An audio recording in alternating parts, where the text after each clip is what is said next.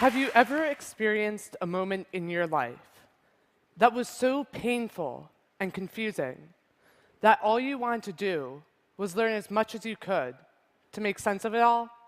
When I was 13, a close family friend, who was like an uncle to me, passed away from pancreatic cancer. When the disease hit so close to home, I knew I needed to learn more. So I went online to find answers. Using the internet, I found a variety of statistics on pancreatic cancer. And what I had found shocked me. Over 85% of all pancreatic cancers are diagnosed late, when someone has less than a 2% chance of survival. Why are we so bad at detecting pancreatic cancer? The reason: today's current modern medicine is a 60-year-old technique. That's older than my dad. But also, it's extremely expensive, costing $800 per test. And it's grossly inaccurate, missing 30% of all pancreatic cancers. Your doctor would have to be ridiculously suspicious that you have the cancer in order to give you this test. Learning this, I knew there had to be a better way. So I set up a scientific criteria as to what a sensor would have to look like in order to effectively diagnose pancreatic cancer. The sensor would have to be inexpensive, rapid, simple, sensitive, selective, and minimally invasive. Now, there's a reason why this test hasn't been updated in over 6 decades.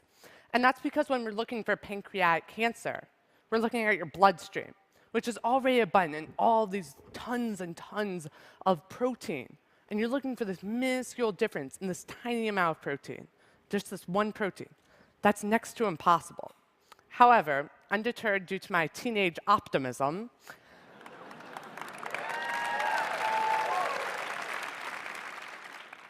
I went online to a teenager's 2 best friends, Google and Wikipedia. Got everything for my homework from those 2 sources. And what I had found was an article that listed a database of over 8,000 different proteins that are found when you have pancreatic cancer. So I decided to go and make it my new mission to go through all of these proteins and see which ones could serve as a biomarker for pancreatic cancer. And to make it a bit simpler for myself, I decided to map out a scientific criteria. And here it is. Essentially, first, the protein would have to be found in all pancreatic cancers, at high levels in the bloodstream, in the earliest stages, but also only in cancer. And so I'm just plugging and chugging through this gargantuan task. And finally, on the 4,000th try, when I'm close to losing my sanity, I find the protein. And the name of the protein I located was called mesothelin. And it's just your ordinary run-of-the-mill type protein, unless, of course, you have pancreatic, ovarian, and lung cancer, in which case it's found at these very high levels in your bloodstream. But also, the key is that it's found in the earliest stages of the disease, when someone has close to a 100% chance of survival. So now that I had found a reliable protein I could detect, I then shifted my focus to actually detecting that protein and thus pancreatic cancer. Now, my breakthrough came in a very unlikely place, possibly the most unlikely place for innovation. My high school biology class, the absolute stifler of innovation.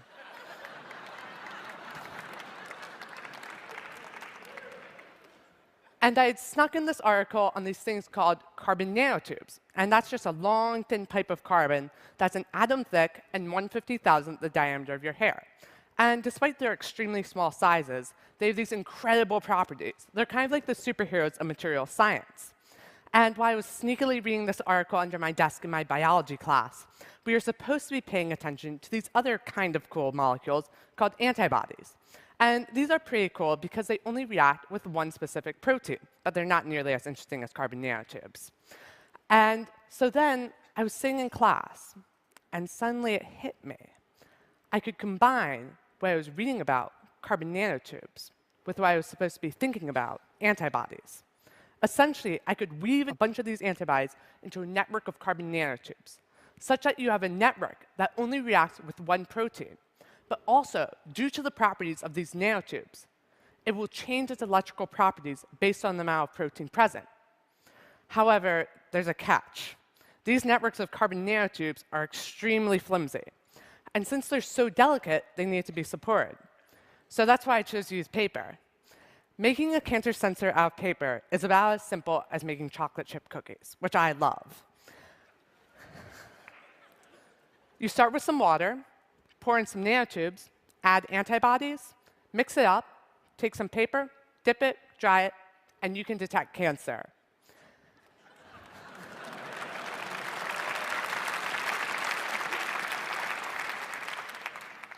Then, suddenly, a thought occurred that kind of put a blemish on my amazing plan here. I can't really do cancer research on my kitchen countertop. My mom wouldn't really like that. So instead, I decided to go for a lab.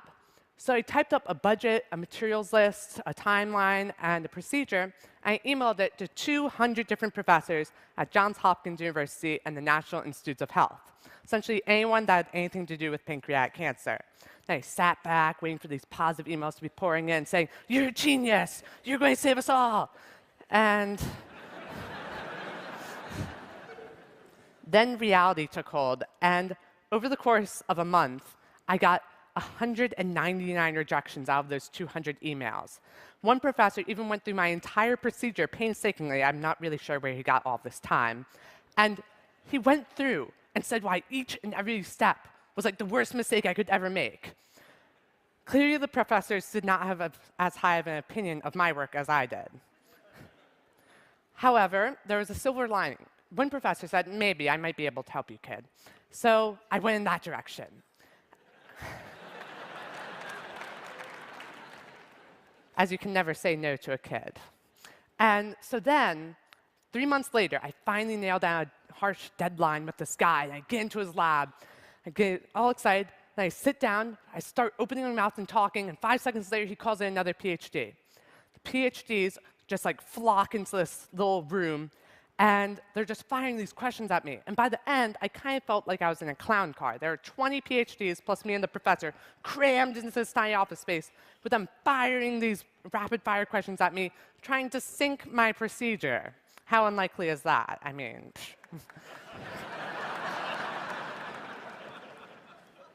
However, subjecting myself to that interrogation, I answered all of their questions, and I guessed on quite a few, but I got them right. And I finally landed the lab space I needed. But it was shortly afterwards that I discovered my once brilliant procedure had something like 1 million holes in it.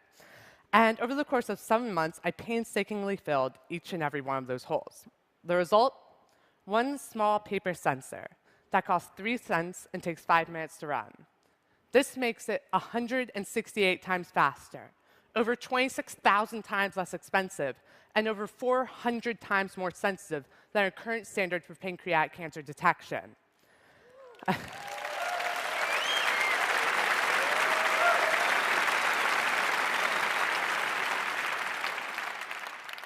One of the best parts of the sensor, though, is that it has close to 100% accuracy and can detect the cancer in the earliest stages when someone has close to 100% chance of survival. And so in the next 2 to 5 years, this sensor could potentially lift the pancreatic cancer survival rates from a dismal 5.5% to close to 100%. And it would do similar for ovarian and lung cancer. But it wouldn't stop there. By switching out that antibody, you can look at a different protein, thus a different disease, potentially any disease in the entire world. So that ranges from heart disease to malaria, HIV, AIDS, as well as other forms of cancer, anything. And so hopefully one day, we can all have that one extra uncle, that one mother, that one brother, sister. We can have that one more family member to love.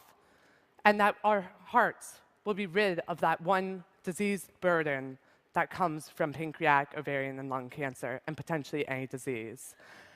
That through the internet, anything is possible. Theories can be shared, and you don't have to be a professor with multiple degrees to have your ideas valued. It's a neutral space, where what you look like, age, or gender, it doesn't matter. It's just your ideas that count. For me, it's all about looking at the internet in an entirely new way, to realize that there's so much more to it than just posting duck-faced pictures of yourself online. You could be changing the world. So if a 15-year-old who didn't even know what a pancreas was, could find a new way to detect pancreatic cancer. Just imagine what you could do. Thank you.